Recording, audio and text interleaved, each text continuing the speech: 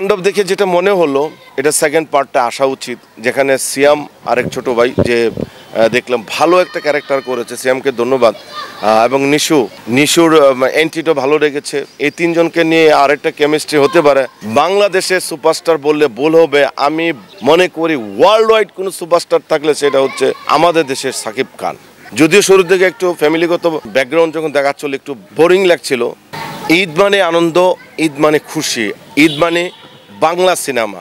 Yes, আমাদের দেশের সুস্থ বিনোদনের মধ্যে নাটকের পাশাপাশি হচ্ছে সিনেমা, আর সেই সিনেমা দেখার জন্যে বাংলাদেশের একটা দর্শক খুমরিয়ে থাকে কখন সেই সিনেমা রিলিজ হবে, কখন দেখবে। সেটা আদিকাল থেকে হয়ে আসছে, এখনও চলছে এবং ইনশাল্লাহ চলবেও। তবে ঋতু যেমন পরিবর্তন হয়, আমাদের দেশের মিডিয়ার মধ্যেও অনেক রদবদল হয়, পরিবর্তন হয়। এক এক সময় এক একটা জনপ্রিয় স্টারের সময় আসে, আবার সময় যায়।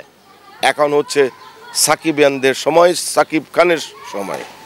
একটা সময় ছিল রাজ্জাক, সলনা, আলমগীর, সলমান শাহ, মান্না, ওদের একটা ছিল, মোরসানি, তাদের একটা সময় ছিল। সেই সময়টা চলে গেল, এখন এসছে সাকিব খানের সময়। ইয়েস, বাংলাদেশের সুপারস্টার বললে ভুল হবে, আমি মনে করি ওয়ার্ল্ড ওয়াইড কোনো সুপারস্টার থাকলে সেটা হচ্ছে আমাদের দেশের সাকিব খান।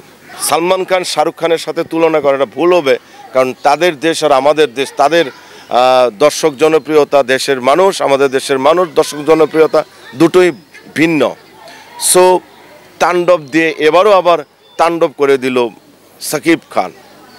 আমি দীর্ঘদিন দেশের বাইরে ছিলাম, অনেকগুলো কান্ট্রিতে আমার শুটিং ছিল, শেষ করে বাংলাদেশে আসলাম।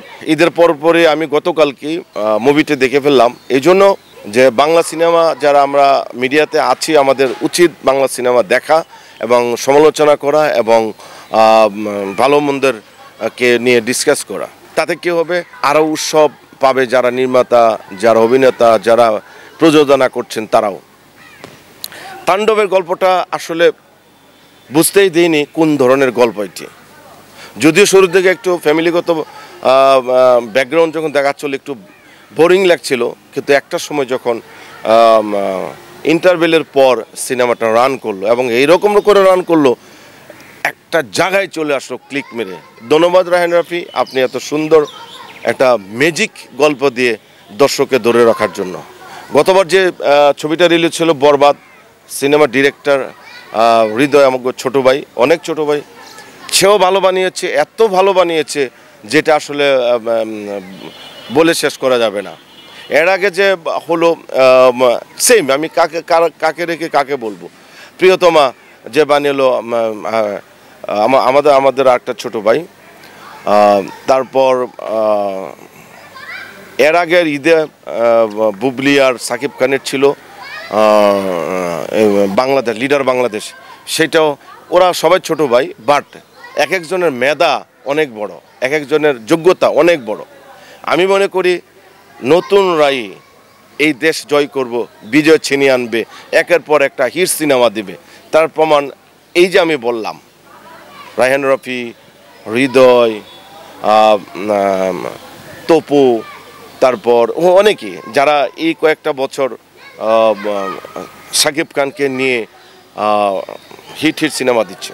যাই হোক, তাণ্ডব দেখে যেটা মনে হলো এটা সেকেন্ড পার্টটা আসা উচিত, যেখানে সিয়াম আরেক ছোট ভাই যে দেখলাম ভালো একটা ক্যারেক্টার করেছে, সিয়ামকে ধন্যবাদ। এবং নিশুর এন্ট্রিটা ভালো রেখেছে। এই তিনজনকে নিয়ে আরেকটা কেমিস্ট্রি হতে পারে। এটা প্রযোজক আর সাকিব খান এবং রায়হান রাফির উপরে ডিপেন্ড করে দর্শকরা নেক্সট কি পাচ্ছে। তবে হওয়া উচিত বাংলাদেশের মানুষকে হলমুখী করার জন্য।